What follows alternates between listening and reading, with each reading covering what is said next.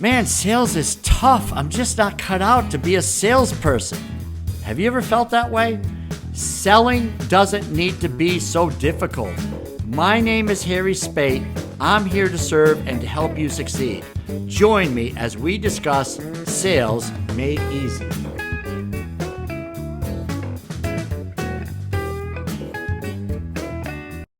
Way we didn't want it to be that way, so we felt that if everybody else was doing that and we were doing a different approach, that was really the secret to our success, is that we stood above the competition. That's really the answer. You know, when you're thinking about it, like, you have a value proposition, and just if you could just imagine that value proposition is right here. This is the value proposition, right? And so and then the prices within that is inside this value proposition. So the bigger we can make that value in the customer's eyes, the less significant the price becomes. So if we look at the price, we really have very limited ability to cut the price. All of us as salespeople have very limited ability. So let me reverse it. If this box was the price, how many people would cut it a little bit this way, a little bit that way? But basically, I'm very limited. I can't do it for nothing, right? Right. But what I do have unlimited control over is the value. So what if I took that value and just kept growing it and growing it and growing it? Pretty soon the customer's like, why is this so cheap? It's a good word. Welcome to the Sales Made Easy podcast. Today we have with us a fellow who I met in the past few months from another mutual friend, Dominic Damaski from Motivation Champs. And this fellow, Jim Shorkey, is all about motivation. So when I met Jim, we met at a Starbucks here in Central Florida. And the guy comes in holding a mug of mud. And I learned from that moment on, he was carrying a mug of mud and Think and Grow Rich. So I immediately said, this guy is special. The mud was special, something he mixed with his coffee. We'll talk about that a little bit. But welcome, Jim Shorkey, to the Sales Made Easy podcast, sir. Thank you so much. I'm so happy and grateful to be here. It's an honor, and hopefully I can impart some information and also collect some information, because I'm a student and I love mentors. And so Harry is a mentor to me, and I am a mentor to Harry to a degree. And everybody's a mentor to Jim Shorkey. Everybody. I learn from everybody. So I'm happy to be here. Jim, what I get a big kick out of is that you've had some experience in the car industry. Yes. So in the first chapter of Selling with Dignity, I talk about how sales is a lot like today, like the car industry, and terrible, right? How can I get you in this car today? This deal's only good until the end of the month, and all this nonsense. And when I spoke to you, you have a completely different approach to sales coming from for a car dealership. So yes, can you talk a little bit about that and what's made you successful over the years, and tell us a little bit about your company and all that jazz? Okay, so it's the Jim Shorkey Family Auto Group. For authenticity, just look it up. Jim Shorkey, Shorkey Family Auto Group. And it's a very, very large enterprise. It's 14 dealerships, 800 employees, sells roughly 25,000 cars new and used cars per year. Big company.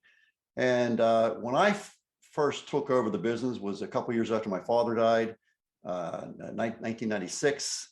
And it was one dealership, 40 employees, selling roughly 1,000 cars a year. Now it's 25,000 cars a year, 800 employees, and 14 dealerships. Now, I didn't do that single-handedly. When I left, I'm actually retired from the group. When I left, it was 6 dealerships selling, roughly, I would say 6,000 cars per year. I don't know exactly, but in that range. A lot more than it was when my dad had passed. But that said, my children are carrying forward these same exact principles that I'm going to share with you today. And awesome. So since that time, they've made the company between 4 and 5 times bigger than what it was when I left.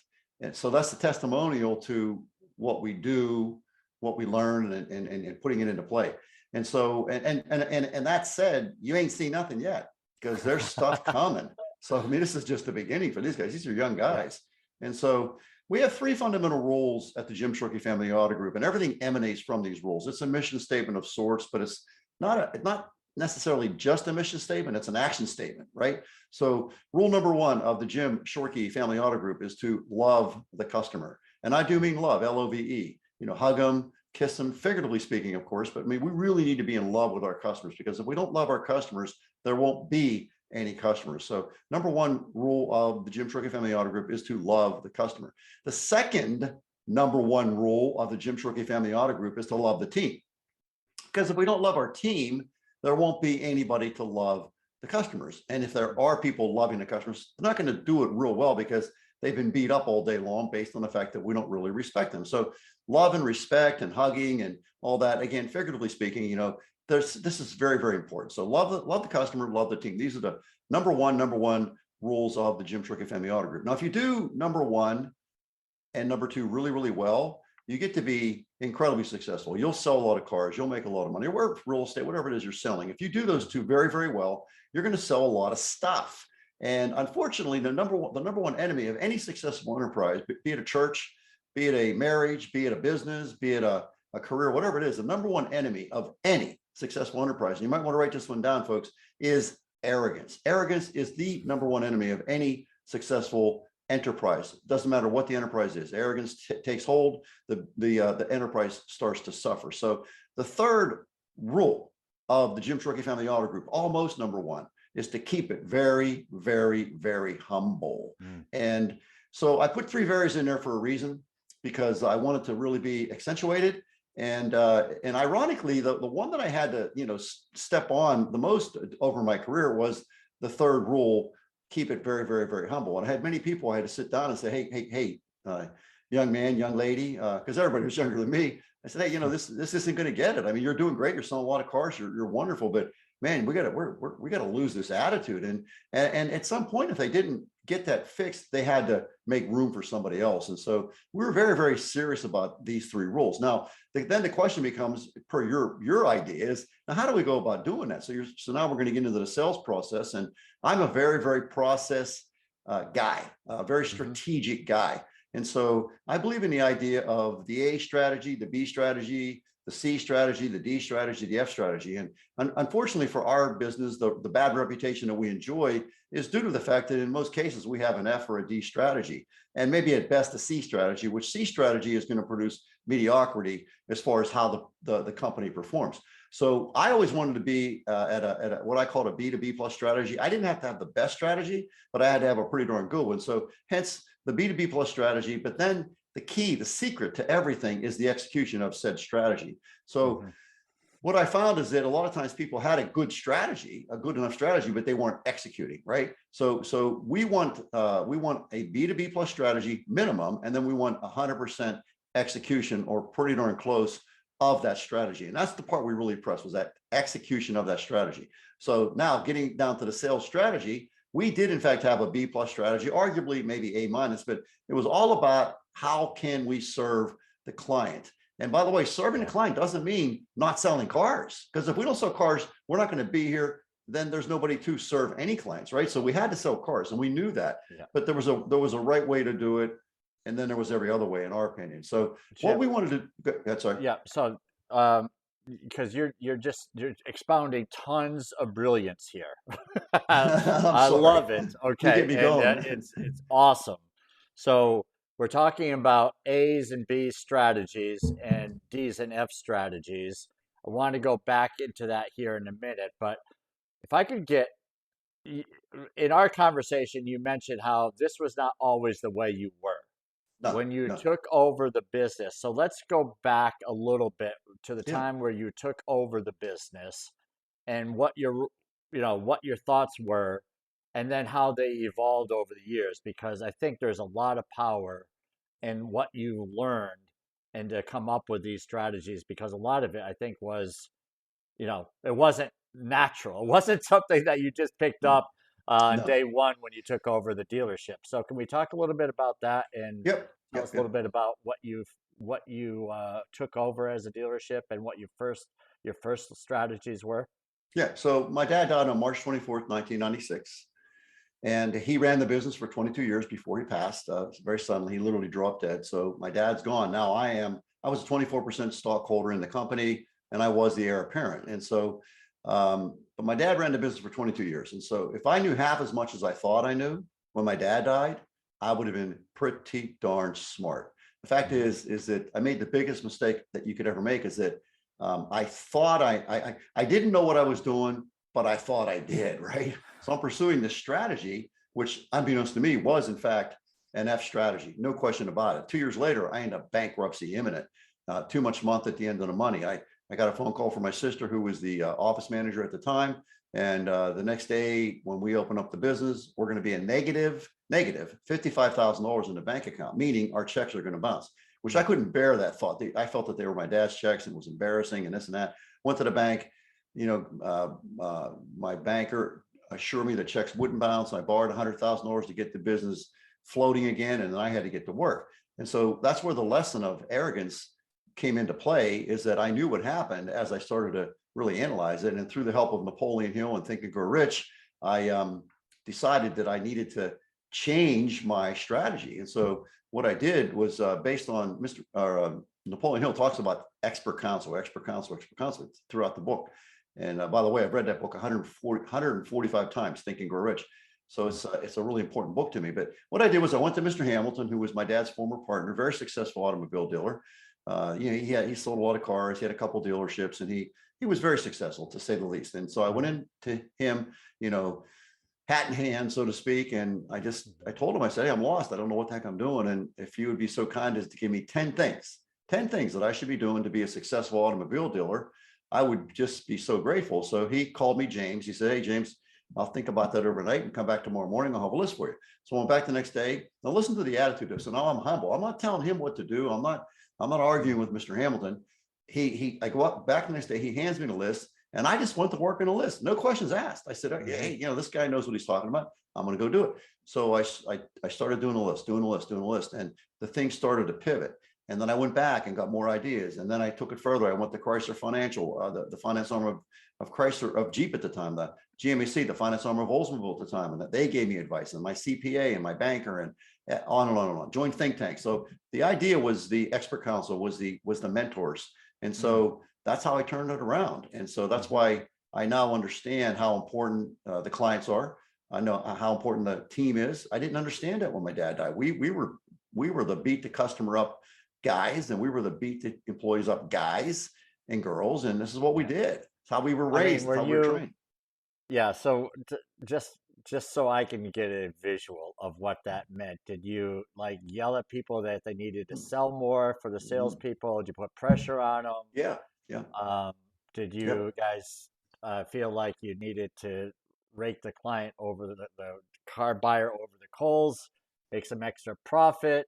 Yeah, not so much that per se, but we did put pressure on the team, number one. And number two, we put pressure on the customers as well. Yeah. And some of it. How so? Well, just, buy now, and, that kind of a thing. The things that you refer to that are very unsavory. That's what we did. That's how we were raised. Yeah. You think it's normal, right? It was the way it was. It's what you had to do to do it. But the fact is, though, is that we were making money. I mean, back when my dad ran it, we were making money, but not nearly the money we made once we did the pivots. And so we pivoted into another realm, which was, a great question that we brought into the system was, and it's a very complicated question, but it was basically around the idea of, Mr. Client, what is most important to you in this process called buying and owning a car? And we asked that question, and wow, it was a great question. And so the way it worked was, what's most important to you? And they would give us something, and we would never comment, just let it go. And we would say, well, what's next most important to you? And hopefully we get a list of 3 or 4, 10 items. But then what the key to the whole thing, the secret to this idea, this interview process, was to go back to, Harry, you said that money was important to you, monthly payment was important to you. Beyond the obvious, why is that so important to you? And boy, now the story comes out. And so we would use those stories as far as how we would tailor the presentation. The presentation needed to be tailored to the individual client. It wasn't a one size fits all type of an approach. It was what do we need to do to satisfy you, to serve you, as a client. And if we checked off all the boxes, then we earned the right to say, okay, let's do a deal. And we would ask a few times, not a pressure type ask, but hey, we've checked all these boxes. This is what you told me when you came in. Have we got it all covered? And then if we could make a transaction happen, then we would, or if not, then we would get into a follow-up process, which was very extensive as well.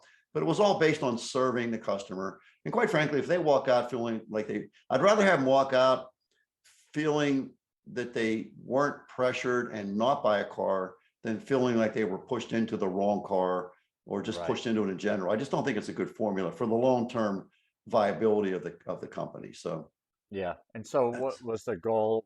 I mean, did you guys ever think about repeat business back in the day when you just started, and then yeah, I did think any we of that did, but thinking change, or?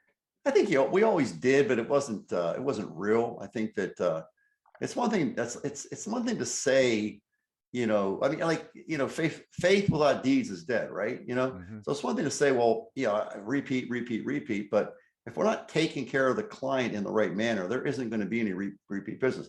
If we are, then we don't even have to ask. They're gonna want to send us their children or their friends or their family members, whatever. So we have people out there that we don't even have to ask, and they're out there preaching the message of the Jim Shorkey Family Auto Group. So there's a lot of people like that will do that, and they love doing it. So we do ask for referrals, we do ask for repeat business, of course we do, but it's not the ask, it's not the asking that's important, it's the treatment that's important. Right. BNI, Business Network International, one of their one of 7 principles is givers gain, right? And give. And so if you read the self-help literature, you're going to see that word give like over and over and over again. Give. And so we want to give first, ask second. Nice. So fast forward. So you're in the business after the turnaround. Did you say it took a couple of years to turn around after you were bankrupt, imminent, or how long did it take? Okay, so my dad died March 24th, 1996. 96 was sort of pretty much a mystery to me. It was, my dad died, it was pretty much a mystery. 97 was a bloodbath. Figured out that it was a bloodbath. That's when this, the check situation occurred and all that. And so 1998 was really a restructuring of the whole company and figuring things out. And while I was doing that, my team basically let me down. I had it set up to where if we sold, 60 cars a month, that we would be okay. Well, they're selling 40, so we're still losing money. So 1998 was a bloodbath. And so then I decided, so I got the office under control. I knew what the bank balance was all about. I knew about signing checks. I knew about opening the mail, all these things that Mr. Hamilton gave me advice on. I figured all that out. So I got that in place. I got systems in place. And then it was time for me to go back and get involved with sales again, because that really is my thing, is selling cars in this case, but selling anything. So I went back and I decided to get back involved with selling cars, with working with the salespeople, running training meetings, running sales meetings, the whole thing, everything involved with selling cars. So basically, I was the dealer, but I was really the general sales manager is what I really did, and I had other people in places to do what I needed them to do in those particular occupations. But that said, so you were really hands-on when it came to managing the salespeople. And did you guys do like any kind of role playing? Oh yeah, absolutely. Yeah, we talk a little bit about what the hands-on thing was with salespeople for you. Well, so the sales meeting, we wanted to have motivational music in the sales meeting. So that was the beginning of it. Rocky or Hoosiers, whatever the case may be. We wanted to be pumped. Lion King music. I love that music, and so we wanted to be pumped up in the meeting.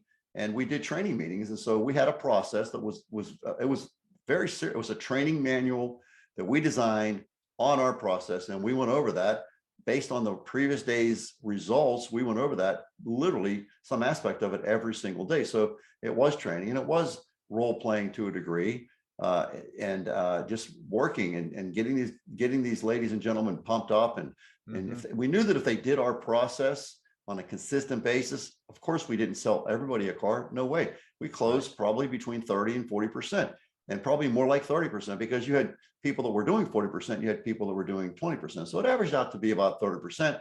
At 30%, we can make a pretty darn nice profit as a company. And we knew that. So it really wasn't about selling cars. It was about doing the process. That was the secret, doing the process. Remember that, what I said about execution, so, and what I did was, so I would, when the salespeople came to what we called the sales desk, I would be sitting there and they would come up and I would interview them and I would confirm what they did relative to our process. And that's how I knew about the training, because I had a checkoff system. I had there was a logging system that we had designed that we could measure our process with this login system. So it was a very quick process that we went through and we just checked off the boxes. And if we saw enough checks, we knew we were okay. If not, then we needed to get to work on getting them to do these check marks, right?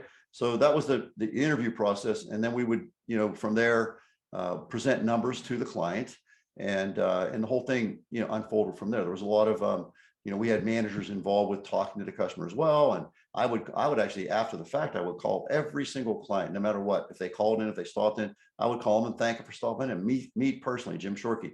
So that was a bit of a daunting task, but remember, I was bankruptcy imminent, so I was going to do everything I could to make sure these clients had a good time and a good visit, and they really got a great deal of joy out of Jim Shorkey, the guy whose name is on the building, calling them and saying, "Hey, thanks for stopping in. Appreciate that." And what I would do is, again, a simple question. I would say, "Hey," I would thank him first, and I would ask him very simply, what can I do to sell you a car today? And it was a very simple question. The order.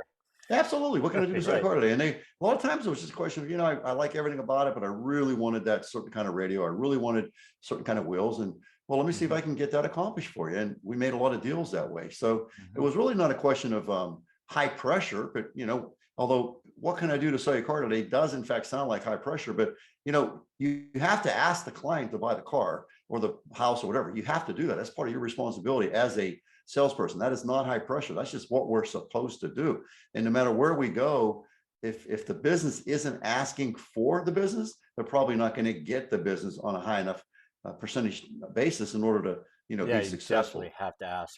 I mean, there's a lot of people that struggle with asking. Not me. But yeah, you clearly showed that, and it's a good approach, right? Because it's clear, but you're asking the client, what is it that you need? What are we missing? Right, exactly. Right? That's exactly right. They're going to buy the car somewhere. I mean, no one's looking for cars for the fun of it, I don't think. Exactly. No, they're not. No, they're not typically a fun experience. So you're surrounded by wolves whenever you step on a lot. So seems that way, but not we really didn't approach it that way. We didn't want it to be that way. So we felt that if everybody else was doing that and we were doing a different approach, that was really the secret to our success, is that we stood above the competition. That's really the answer. When you're thinking about it, like, you have a value proposition. And just if you could just imagine that value proposition is right here. This is the value proposition, right?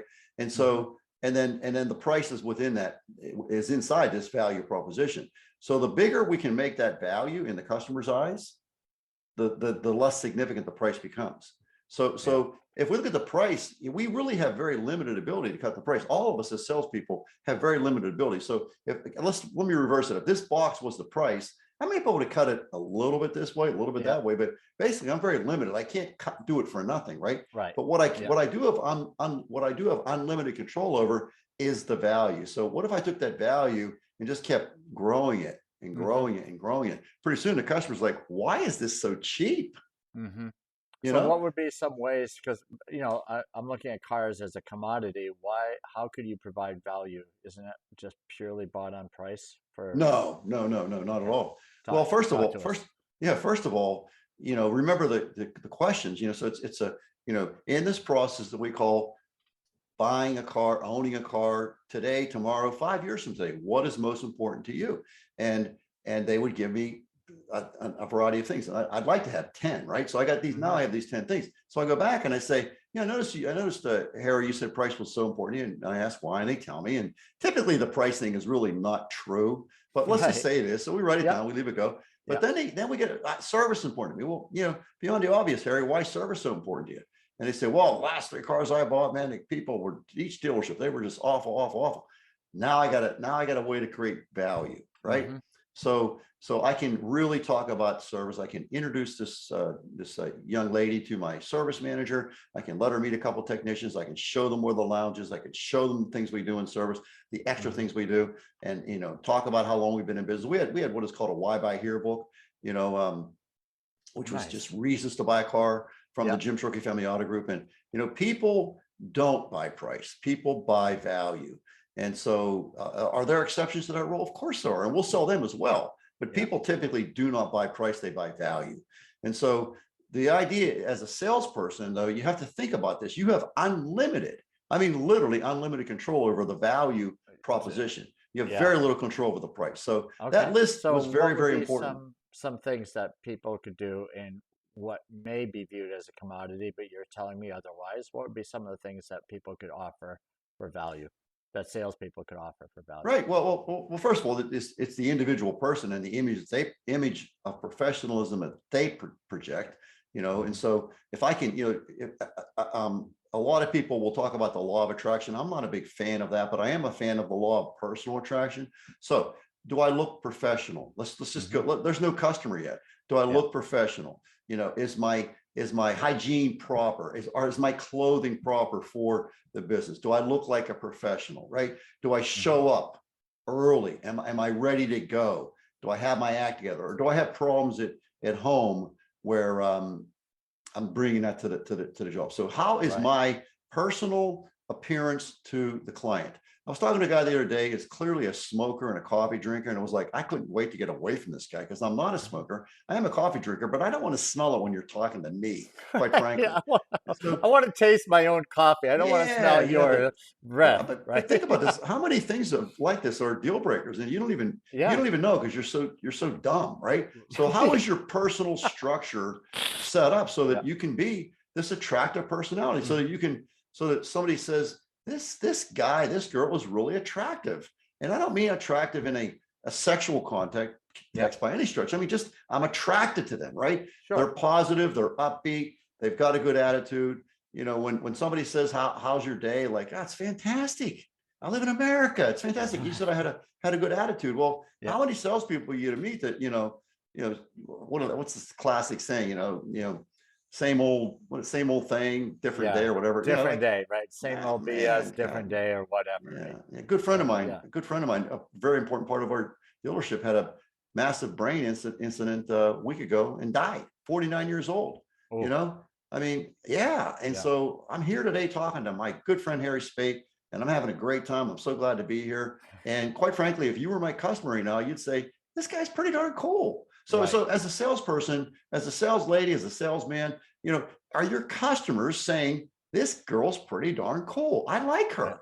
Because if they don't like you, you got to strike against you. So then next is, how do you approach the customer? Do you have a business card that you're going to hand them right up front? Because guess what's going to happen when you meet a customer? They're going to forget your name instantly. Okay. So if you hand them your calling card, then they can sneak a peek at it, right? And then you need to also, absolutely. Right. You need to write their name down. That's something that every salesperson should do, even if you are a photographic memory kind of a girl. Write the name down, because you're showing the client that you care, right? So cell phone, there's one. Talk about a turnoff. Cell phone is not even in your pocket. Just leave it at your desk. It doesn't belong in the transaction. And if it is in your pocket, it should be off. It should be silenced. And I'll tell you, when you pick up that phone, when you're with a client, you pick up that phone, just realize what you're saying to the client is, I could care less about you. This is more important than you. And so from a perspective of being a customer, that turns me off. The coffee breath, the cigarette breath, all this different stuff, the way you look, the way your attitude, these things they're deal stoppers. They really are. So now that we get all that upfront stuff out of the way, we're going to hand the customer a card. We're going to write their name down, and we're going to know who we're talking to, because you're going to figure out their name. It's just that simple, unless you've got this photographic memory, which I certainly don't. I forget your name is. What's your name again? Henry. No, I'm kidding. Exactly. Just call me Henry. And then we ask permission, right? So once we get the name out of the way and all that, and we understand it, and we're making friends and trying to make the best impression we can, and Harry, beyond the obvious, or I'm sorry, Harry, I want to save you as much time as I can in your time spent here today. I do not want to waste your time. So would it be okay if I asked you a few simple questions? I promise you this takes no longer than 5-7 minutes at the most, but we have literally 1,000 cars on the property right now, and there's no sense looking at them all. Let's try to narrow it down as to what we should be showing you directly rather than showing you 10 cars. I'd like to show you one or two. So does it make sense to maybe ask you a few questions to make sure we're going to move you in the right direction? Would that be okay? Yeah, that's fine. Good. So the first question I'd like to ask you is this process that we call buying, owning, having a car, your relationship with the car. And you really do have a relationship with your car, Harry. What would you say is the most important factor in your car relationship? What would you list as number one most important thing? And you would tell me That's got to something. be fun. What kind of answers do you get? Or what Oh, you'll get price up front a lot. You really do. But that's just a smoke screen. It really is. But because it's people okay. just I want to mean, protect themselves. It's like, don't rip me off, is what they're saying. exactly. Right? Yeah. So they throw it out Yeah. there. They talk about price. They'll talk what you said earlier. I don't want to be pressured. You acknowledge that. Yeah. So you said earlier you don't want to be pressured, and I believe me, Harry. I don't want to pressure you in any way, shape, or form. But I do feel like we picked out the right car here. I do feel like we answered all your questions. So what the heck? Why don't we just go ahead and do a deal today? No pressure. Let's just do it. The pressure is when you leave. Yeah. The pressure is when you leave. So is that part of the strategy? Because you said early on you had like an F strategy. Right. So is all of this part of the strategy as to how you deal with your prospects that came in? Well, now it is. Yeah. Back then, no. But today, we developed this. It evolved over the years of from 1996. I should say from basically from 1999 forward is when we had the strategies in place, not just the sales strategy, but the operation of a business properly strategies, which I did not have. So we got all these different strategies in place. And then we kept, I kept studying.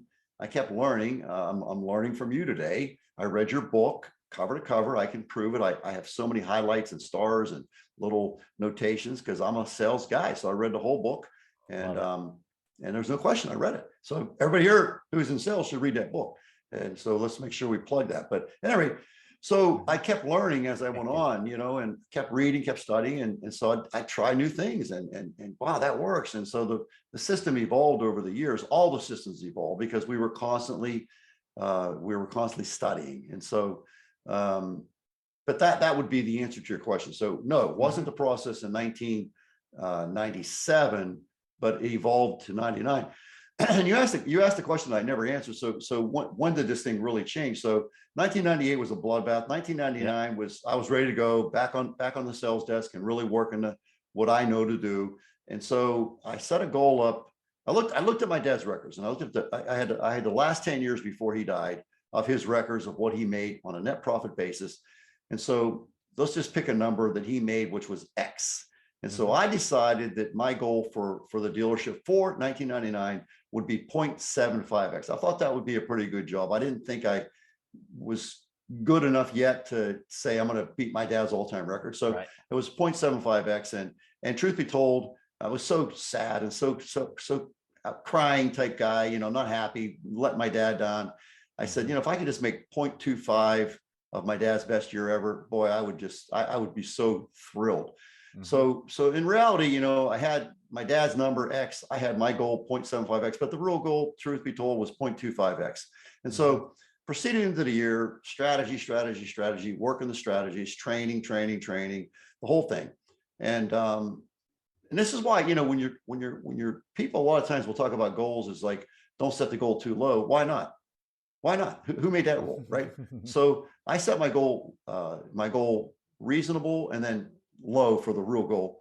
So long story short, we do an operating report every single month in the automobile business. So June of 1999, I'm up in the Thousand Islands in upstate New York. We have a family cottage up there, so that's where I'm at. It's 4th of July. I get a call from my sister. I'm actually standing on the boat dock, and she gives me the results for the month of June. And so here's what happened. At the end of June of 1999, I had already hit the 0.75x goal. Wow. And for that 1 month, I made 0.25x. So we actually made that low goal in 1 month. We were already at the big goal, and then went on halfway through it.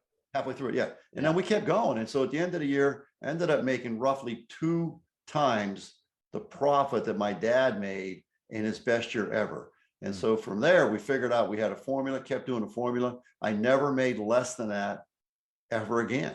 Yeah. It's just like I got there, it was like, this is what I'm going to do.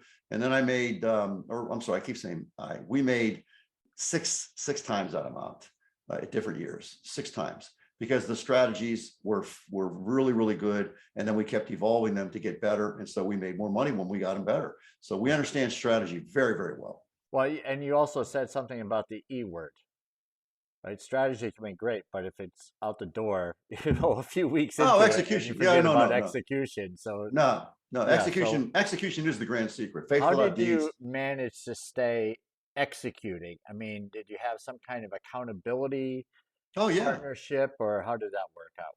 I had a big gun. Yeah. Okay. I mean, to say, listen, I'm bankruptcy imminent, man. This is what we're Yeah. going to do.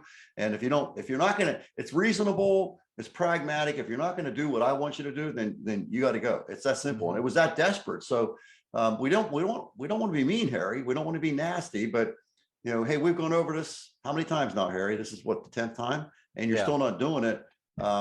We got to bust a move here. This is not for you. I might need a new career opportunity. Yeah, well, and you know what? And the thing is, as a business owner, you have to understand when you're holding on to this person that's not doing what you want them to do. Think about an NFL football team, right? You're holding on to this person. You have a 53-man roster, and this guy's taking up one of those spots. So by releasing this person Right. and bringing somebody else in, you may end up 10xing things. Yeah, So and the team knows too. exactly. All right. And So the team knows that you're absolutely right, that you're holding back on something they know needs to be done. exactly. And that's when that comes out, then you have no choice as a leader, in my opinion, right? Yeah, well, there's a couple aspects to that. Number one is that you're not being fair to yourself. You're not being fair to the team. You're not being fair to the person that's going to fill that void, because if you have a full team, you're not out recruiting people. So now you have an empty spot. It's like, we got to go find somebody. Hey, what about that guy down Panera? Everybody seems to like and does a great job, and he's mentioned an interest, but we don't have any room. Let's go get that guy. Let's go get that girl. And so now you're filling the void. But most importantly, if you really think about it, and I don't know that I really thought about this, but as we're talking here, I think I probably could have done a way better job of thinking about this. It's not fair to the person. They're clearly in the wrong job, the wrong career. It's not fair to them. Let them get on with their life as well. Let them go find a new opportunity. And you may find out years later that they say, Jim, that was the best thing you ever did. Exactly. It was, getting rid of me, because number one, it made me mad, and I went out and I proved some things. And by the way, I shouldn't say that. I have had those conversations with people many, many times where they say, you did me a favor. I needed that kick in the butt. And, I ended up doing this, and I'm doing really well. And I have people many times will reach out to me and say, I'll tell you what, the lessons you taught me, Jim, I've kept them with me my whole life. And now look at me, I have my own insurance agency, and has nothing to do with the car business. It has to do with strategy and leadership and mentorship. So yeah, I think you're doing the person a disservice by holding on to them. And there's a whole lot of people that you're not serving properly, including yourself. So sometimes you got to make room. So we don't want to be jerks about it. We really don't, because that's not loving Pack the up team. your stuff and hit the road. Yeah, no. We don't want to embarrass them. We want to help them. No, we want to help them. Maybe we know somebody that would be interested in a person like this. Maybe they're more clerical. Sometimes we would move them within the organization. They just didn't have the sales strength, but they were very good at details. So they would loyal. I mean, there's a lot of times you can find traits that you say, well, this is sales may not be for you, but customer service be excellent, right? Absolutely. We want you to now call every single client, because you're really good at that. So you're going to call every single client like I do, because I got to make room for stuff I got to do. And so that would be an example. Absolutely. Yeah, it's good. So just on the execution, because you sound like you're a guy that was going to deliver, but helping businesses today that struggle with execution, what kind of advice would you offer them? Well, I would first of all explain it to them in detail that, people, you'll hear this a lot, like even our company has results from thinking. Well, really, that's really a misnomer. Thinking does not produce results. Never has, never will. Think and grow rich. No, you gotta be in action. Actions produce results. And so once we understand that and believe in that and really think that through the whole way through, then we got to make sure that we're in the right actions. If we understand that every single action produces a result, if we really get that in our thick heads, that actions produce results, then we have to ponder, okay, so am I in good action, or am I in bad action? Because if I'm in bad actions, I'm going to produce bad results. There's no way around it. And so that's the part that a lot of business owners miss, is that they're in bad action, or they're facilitating bad actions for their team, or they're allowing bad actions to occur on their team. And it's just not going to work. An example, Jim, as to what Well, beating up the customer, something for you might have example. seen. Okay. Yeah, beating up the customer. That's just a bad action. It's just not going to work long term for the strength of the company. For me, like when my dad first died, I left a lot of stuff to delegation, and I wasn't looking myself. And so that was the advice that Mr. Hamilton gave me. So I was guilty of bad action. So the people that I trusted to do certain things, it's not that they weren't trustworthy, they just didn't know what they were doing. So I had to figure out, number one, what should they be doing? And then I had to teach them what to do. And then I had to put checks in place that I could make sure that I knew what they were doing, that they were doing it correctly. And so unfortunately, when we analyze a business, if we get back to that basic idea that we understand that actions are what produce results, then the question becomes, are they good or bad? So my very strong belief is everything is my fault. Every single thing is my fault. So that's my strong belief.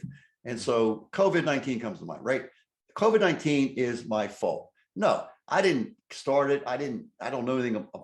The immensity of it. I don't downplay it. I feel bad for people that suffer with it. But as far as Jim Shorkey and COVID-19, what I decided to do is I decided to go to work on my immune system. I studied COVID-19. I read literally 10 books on COVID-19 alone. And so it always came back to the immune system, right? And so, and this is a convoluted way of answering your question, but so if I'm putting potato chips in my mouth today versus broccoli, if I'm putting Coca-Cola in my mouth today versus the water, and my water is apple cider vinegar, lemon juice, filtered water, and chlorella, and I shake that up and I'm drinking that right now. So that's my choice versus the Coca-Cola. Well, the fact is that Coca-Cola is going to give me bad results relative to COVID-19, not just Coca-Cola, but things like that, right? Yeah. So it's all about the immune system. And so I recognize that. So my advice to Jim Shorkey back when COVID-19 hit was, I'm going to work on my immune system. So I went to work on that. And I mean, there's a lot to that. So we'll leave it off the table. But the same thing with the business owner. When I would go in and talk, if I would go in and talk to a business owner, I would first of all want to know, tell me what you do throughout the day and how's this thing run? I wanted to get a lot of detail in terms of what are the actions, because actions produce results, only actions. So if they're in wrong actions, then they're going to get bad results. So what we can do is just by tweaking those actions with better actions, it'll turn on a dime. And that's what happened to me. I had a record profit year in 1999 after being bankruptcy imminent. And by the way, I wasn't out of the woods yet because I had to build cash. So that was a first step. But then next year did the same thing. Next year did the same thing. And then I started figuring things out even better to where that number, that 2x number, twice what my dad made, became not acceptable anymore. And so it went into, 3x, 5x, 10x, whatever. And so that's what happened. But it was all about the strategies. Strategies is a really important thing. So for the business owner, long answer to a short question is my thought would be, do you have a good strategy? Tell me about your business. How's it working? Tell me what you do. Like a great place to look. Here's one. Here's a great one. Go look at the bathrooms. They'll tell you a lot about their business. No kidding. Yeah, the garbage can hasn't been emptied in 3 years. Like, I don't know. Last time I was here, that same stain that could very easily be mopped up, it was here 3 years ago. Right. You guys aren't any good. If you can't keep the bathrooms clean, what are you saying to your customers? What are you saying to your team?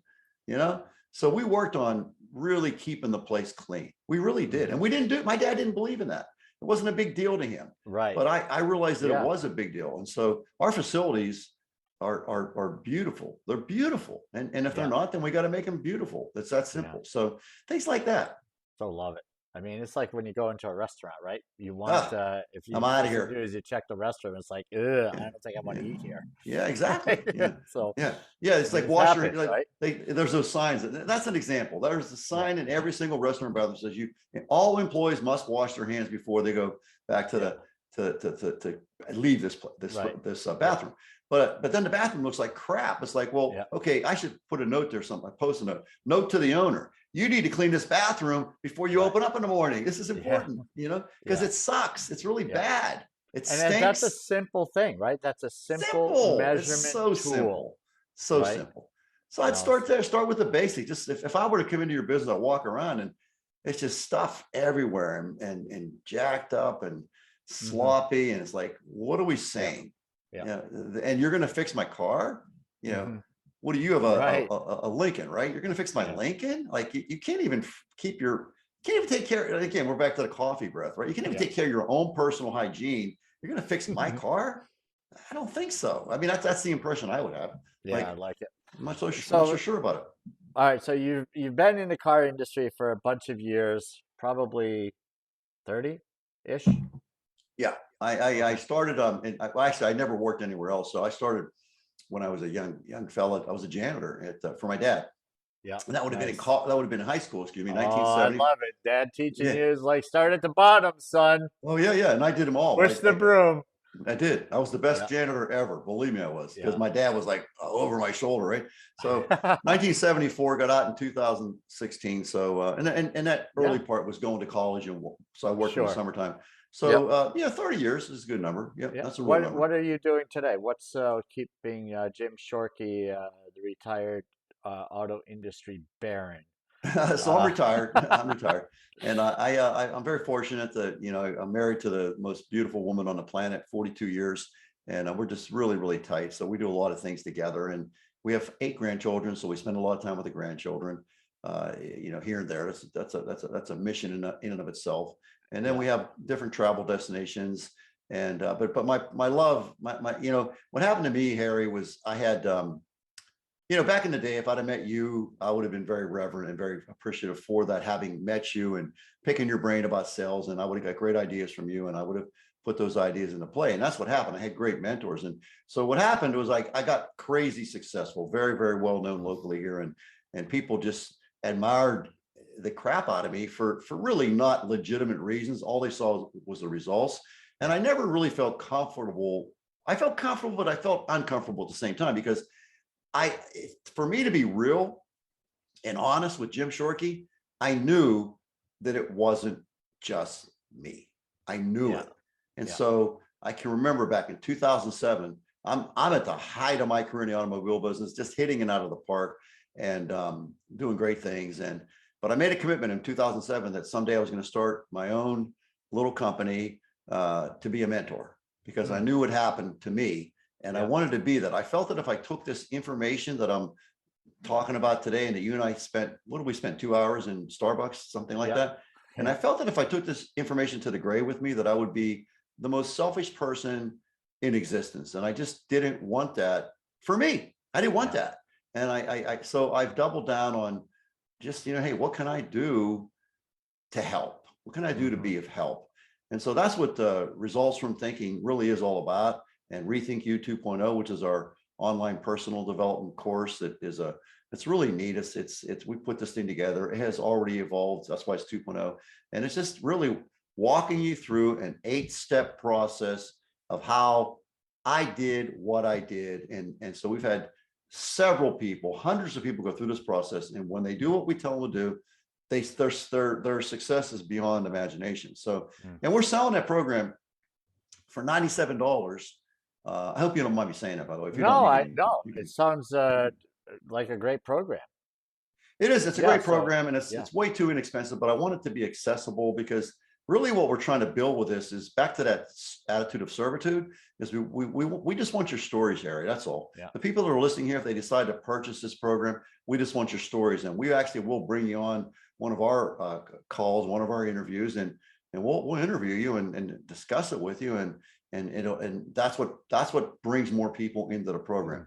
But it's $97 until April the 1st. We're raising it to $397, which is really what it should be. I mean, it's a full video program. It's a workbook. There's really a lot to it. It's very involved. And if you're looking for easy, no, this is not the program for you. This is not easy. This is, being successful is not easy. It is hard. When you hear people say being successful is easy, I'd recommend you run, because Yeah. it's just not true. It's a, Right. it really isn't. And I The think get that rich easy scheme. oh man, yeah. It's It's just not not, out there. it's not true. I mean, Right. are there Right. cases of that? Of course there are, but to the to the 330 million people that live in the United States of America, or 8 billion people worldwide, the vast majority of those people, let's say 8 billion, 7.9 billion people, it's not easy. They have a Right. lot of stuff to overcome. And if we can just get them on a simple idea of, well, let's start here. Let's not start with a marathon. Let's start with walking a mile. You Right. know what I mean? And Right. let's not start with a marathon. So that's my Yeah. idea. Well, I And mean, we want it to be easy. We want it to be yeah, accessible. it's great. Yeah, you make it, and it's all about, like you said, just being a mentor and helping others, right? You're For doubling me, it down is, on, yes. right? So, It really is. yeah. Yeah, and the stories, I mean, Harry, I make enough money to do whatever I want to do, whenever I want to do it, without any real Hmm. concerns. So I'm Hmm. okay.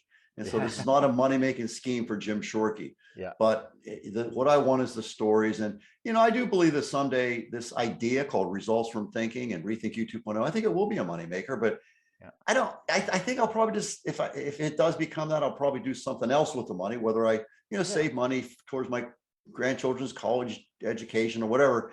It's not about me making money. It really Hmm. isn't. It's about me helping people. I just get such a joy out of Yeah. helping people, because I was helped. I know what happened. I was helped graciously, and so, and nobody told me no.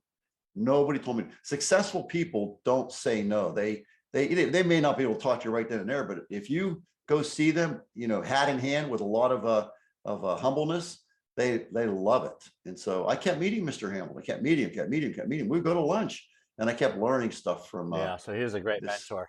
Was a great mentor. Yeah. Absolutely.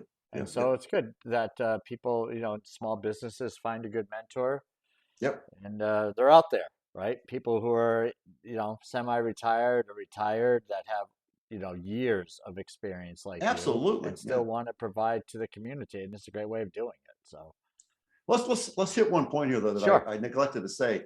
Trial and error. You hear a lot about trial and error, right? Trial and error is a bad idea. Trial and error is a recipe for disaster. Takes a It's a long bad time. idea. The trials take way too long. The errors, that's the problem, is the errors. The Yeah. errors can be devastating.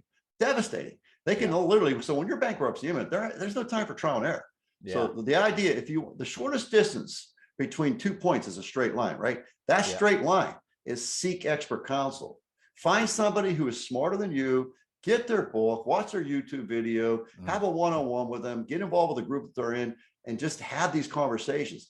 That is the quickest way for you to become successful. Trial and error, I'm not in, even today, I do not do trial and error. If I want to get healthy, I study healthy people. If I want to get wealthy, I study wealthy people. I do not do trial and error. That's a Sure. We bad can't live idea. long enough for everything We to be can't. trial and error. We can't. Yeah. And it So, could put you in the grave. It literally could put you in the grave, like just like you could say, for example, I'm going to drink some gasoline today. Well, before I do that, I think I'm going to Google that. It says, oh, don't do that. Oh, too late. I already yeah. did it. Okay, well, you're going to die. It's a whole nother story of my youth, but we'll leave that one alone. All right. So, Jim, this has been awesome having you on the Sales Made Easy podcast. And for people to find you, what's the website you It's called, suggested? it's all one word. It's results, plural, from thinking, resultsfromthinking.com. And that's where you're going to find us. And Beautiful. if they want to email me personally, I love your email. So it's Jim Shorkey, all one word, 1957, which is my birth year. I'm 65 years old. 57 Chevy. Yeah, exactly. As good as a 57 Chevy. No? Okay. No. You got it wrong, Harry. I'm Okay. disappointed. It's a 57 Ford Fairlane 500. That was Beautiful. my grandfather. That was my grandfather's car. All right. Anyways, I got to look that up. yeah, Sorry. Jim Shorkey 1957 at gmail.com. All right. Jim Shorkey. What a great privilege of having a superstar automobile dealer principal, a guy who turned around business and started doing things with a whole different mindset. And I just love it. The ability to love your customers, love your team, and stay humble. Yeah, Just that's it, man. great stuff. And I think any business, if they put those into practice, will do well. So thanks again for joining me, and we will see you around, my friend. Thank you. Thank you. Thank you.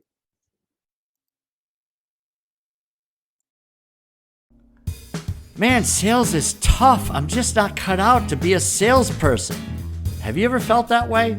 Selling doesn't need to be so difficult. My name is Harry Spate. I'm here to serve and to help you succeed. Join me as we discuss sales made easy.